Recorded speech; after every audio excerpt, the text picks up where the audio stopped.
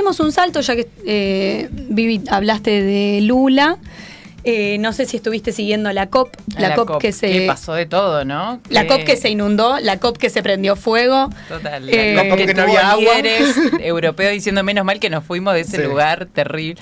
Qué brutal, ¿no? La COP que terminó con un problema diplomático entre Alemania y Brasil. Totalmente, ¿no? Y una respuesta, bueno, para el canciller alemán Friedrich Merz diciendo cuando llegó a Alemania, bueno, un poco así como, qué bueno que nos fuimos, qué lindo que es Alemania, le pregunté a los periodistas que estaban en el avión si alguien quería quedarse y nadie, menos mal que estamos acá, que tenemos un país hermoso, súper colonialista, bueno, soberbio. Nosotros vayan y vean en Desinternacional-DCO, hicimos un meme precioso, porque muy Mickey Vainilla esta situación. Total, y Lula respondiendo, le faltó ir a un boteco y bailar un poco y ser feliz, señor, sea feliz. Desacartonarse un poco de alegría latinoamericana. Total. Ser un poco menos alemán, digamos. Sí, bueno, la COP de Belén do Pará, mientras los grandes discursos, incluyendo el de Lula, que lo queremos un montón, por lo menos desde este programa, le proclamaban justicia climática, la COP de la verdad. Los verdaderos beneficiarios, como siempre, terminaron siendo las petroleras. Las negociaciones cerraron sin comprometer el abandono de los combustibles fósiles y como este bloque de petroestados obstaculizó una hoja de ruta clara para la transición. Una tristeza, que no es únicamente brasileña, sino que es de toda nuestra región. Sí, total. Porque, bueno, no estamos logrando un cambio ecológico, ecosocial. Sí, hay un poco en la previa una apuesta grande del gobierno de Brasil, que además era un momento político súper relevante de reclamar una agenda de justicia ambiental con una perspectiva de la justicia norte-sur también. Entonces, la relevancia que sea en América Latina. El gobierno de Brasil iba como con ese plan de lograr un acuerdo sobre un plan de abandono de los combustibles fósiles con un calendario y además con compromisos medibles, digamos, ¿no?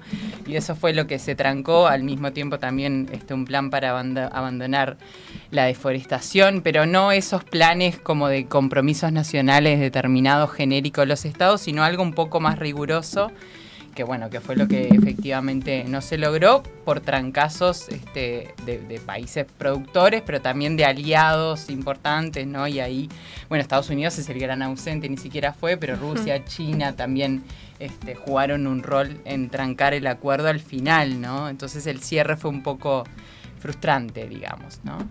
Sí, creo que frustrante es la palabra. Estados Unidos, que también trató de boicotear de alguna forma el G20. Total. Y le salió mal, porque históricamente, en un hecho histórico, lo primero que hizo el G20 fue sacar un comunicado de consenso, cosa que nunca había pasado. Pero bueno, y ahora terminó y no sé quién le va a dar, nadie le va a pasar la posta. No sé, capaz que no la convoca el año que viene. Sí, viste que eso es, un poco también se están corriendo como los márgenes de las reglas y los usos, ¿no? Y Estados Unidos como el caprichoso de la clase que hace lo que quiere, ese es un poco el gran abandonador de los espacios multilaterales. Total, y boicoteador también. Hablando es un poco la visión, o sea, más allá de la voluntad política expresa en los discursos. Es como lo que se podía esperar del estado de situación del multilateralismo en general, ¿no?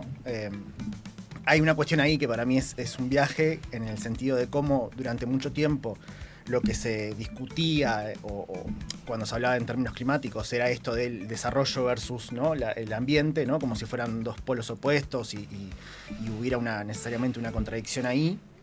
Y era la posición de, los estados del norte, que ya habían deforestado todo, etcétera, pidiendo compromisos ambientales, mientras el sur decía, tengo derecho a desarrollarme también, ¿no? Y hoy esa discusión parece, con la discusión, con la propuesta de justicia climática, de compromisos diferenciados, parecía que se había podido saltar en algún sentido, pero nos encontramos con la discusión de la geopolítica, ¿no? Estamos en un momento donde la disputa es tal que Brasil termina comprometido en si ser fiel a su propia voluntad política, supuestamente, o ser fiel a los intereses también de sus aliados en los BRICS, y etcétera, ¿no? Sí. Hay como un tablero que entra en muchas dimensiones a la vez y que dificulta poder avanzar en estos términos. Sí, al final esto termina siendo el espejo de lo que está en juego, que es la crisis ambiental, pero la desigualdad estructural del sistema climático global.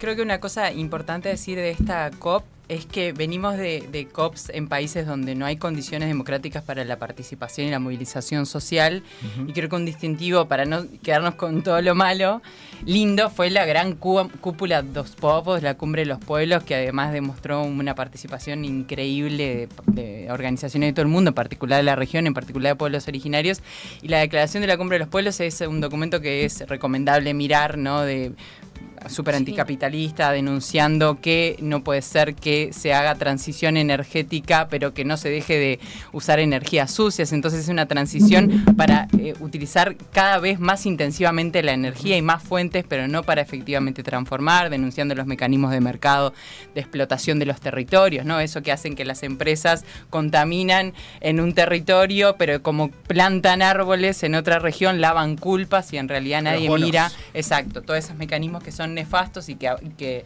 favorecen la concentración de la contaminación y de los impactos de la crisis. Entonces es un documento político interesante, además consensuado por no sé qué cantidad de organizaciones y movimientos a nivel global y con una potencia latinoamericanista súper importante. Así que si hay algún interesado o interesada que busque la Declaración de la Cumbre de los Pueblos, que vayan y véanla. Interesante. Es un manifiesto interesante, con una potencia interesante, sí, porque América Latina ya le está dando respuestas a esto. Quizá un poco más locales, lo hablábamos en el programa pasado, pero no localistas. Exacto. Sí. Así que seguiremos atentas y atentos a esto.